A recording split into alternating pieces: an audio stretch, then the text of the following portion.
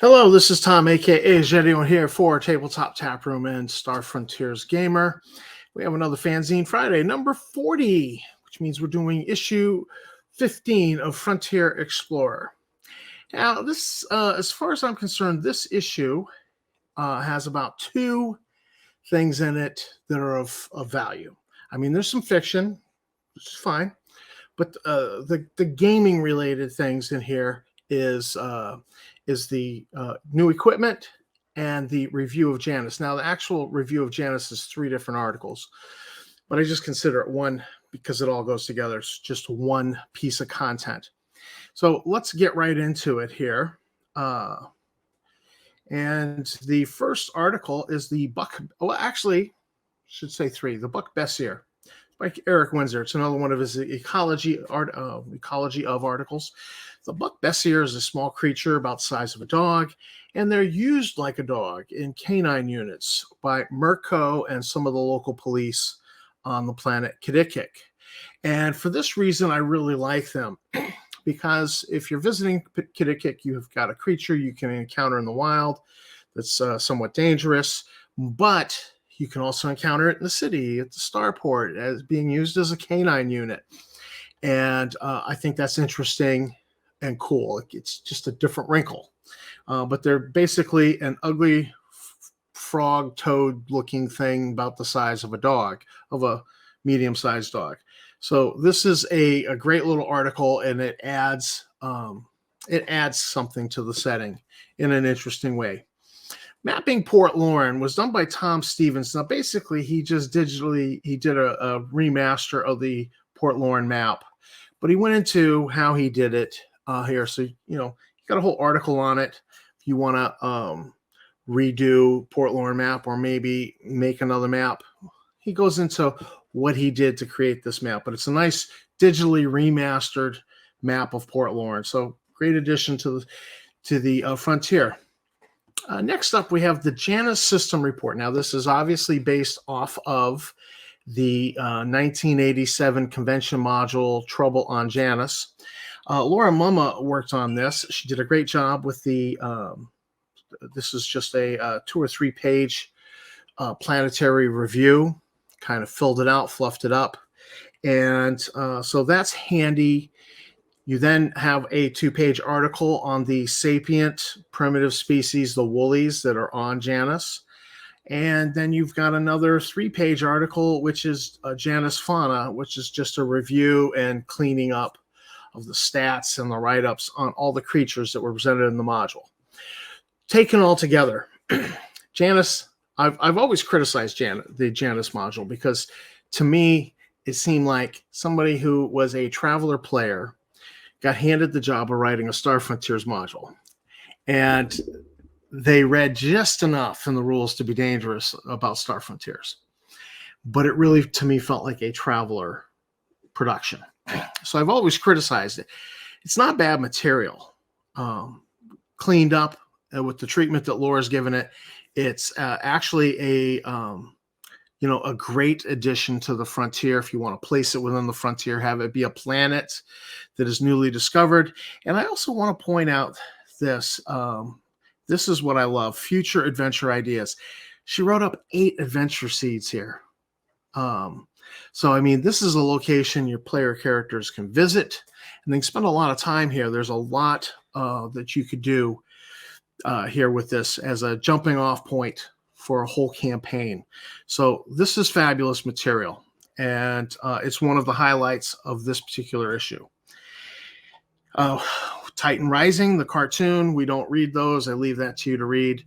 Scott Mulder's work. And then we get into these androids. Now, these androids are your metal frame with a living skin, very much like the Terminator in the Terminator and Terminator 2, where they do bleed. If you cut the skin, there's a little drop of blood there. It's that kind of android. These are presented as not as a player character, but as something you would encounter in the setting. Now, here's my favorite article, and I wrote it. Get a grip. And so you get a little piece of fiction here. And in the fiction, I introduced this idea of the Capellan Mist cocktail. And the Capellan Mist is an intoxicating drink you inhale. So you inhale it to your lungs, the intoxicants cross into the blood, and you get drunk. So I liked that idea, and I just bring it up that Capellan Mist, something I invented. It's a nice cocktail for the frontier, obviously. The whole article is about recognition grips, and recognition grips, something we've heard about in the real world, and I just thought, oh, they should be on the frontier. Something Starlaw would certainly use. Put a recognition grip on their pistols. Nobody can grab the pistol out of their holster. But I went a little further. I went with a stealth lock that works with the recognition grip, locks the weapon. You could even put it on a melee weapon. Stealth sheath lock. And it's also for zero G. Now there's a low tech equivalent of just a little flap with a snap or Velcro. So this is just spending money. Well, that was the point. Is there's a point when the players reach they've got money they don't know what to do with. So this is a way of nickel and diming the players for a little extra gewgaws and doodads on their tricking out their weapons. And the sheath lock actually has a purpose in like a zero G environment, so your weapon doesn't just start floating out of. And I don't know why I haven't had weapons float out of holsters in zero G environments. It's something to think about for the future. But then we went a little step further to the shot grip, which is a recognition grip that says you're not the right person. So basically, it works like a stun stick. You can either stun or you can do an electrical discharge for 2 SEU or 2d10 electrical damage from it. By law, they are limited in the frontier to 2 SEU. However, the Capellan free merchants are known for not, really always respecting every dot and crossing of the T in the law. So if you find a Capellan free merchant or you travel to the Minzy marketplace on Fair, you could actually get a full discharge shot grip, and it will release an electrical charge of 10 SEUs or up to whatever's left in the power clip of the weapon. These shot grips can also be used in weapons that don't use a power clip, and in that case, you have to purchase the mini power clip from that's listed in Zeb's guide for 50 credits. So, and then there's the concealed grip. This is a concealed shot grip or concealed recognition grip. People looking at it wouldn't realize that it's a recognition grip or a shot grip. And so there's a lot of little nickel and diming of extra charges here for these things. And it's designed to drain a little bit of extra money. But the way I would introduce this to the campaign is I'd have the bad guys use them. Because early on, before the players have money to burn, what do? They tend to loot a lot of the weapons off the bad guys, right? So, all right, they've dispatched the pirates, but here's the pirates' revenge. They grab his gun and get shocked. So you can have some fun with that. And to me, this is my favorite article in this whole magazine. Now, the Arcs, Dogmen, and Mogs. It's written by Laura again. She did a lot of the heavy lifting for this issue because I was largely MIA in 2015. But I'm famous for being like, I hate the kitty cats and dogs, anthropomorphic kitty cats and dogs in space. And, I realize they're not for me, but they could be for you. I've not read the article. I've just skimmed it. Here they are. You get the Mogs, you get the Arcs. They're different. They have different stats. And apparently, scrolling down, the Arcs have some technology that allows them weather manipulation. Different wrinkle. So interesting.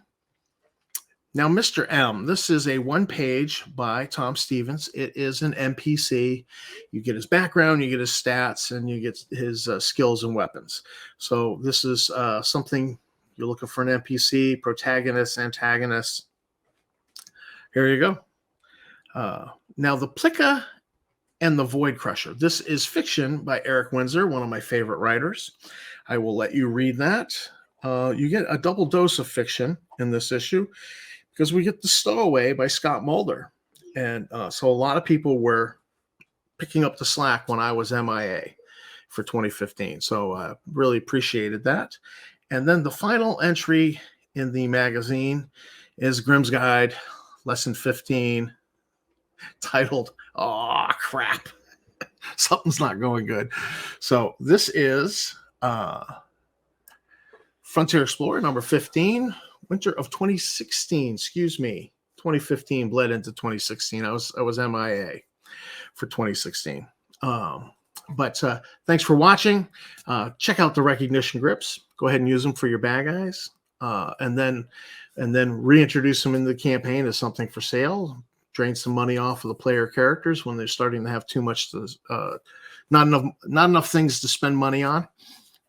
And thanks for watching. Thanks to my subscribers. You guys are great. If you've not subscribed, please do hit the subscribe, like, and bell icon. Help me build the channel. But until then, I will see you in the frontier.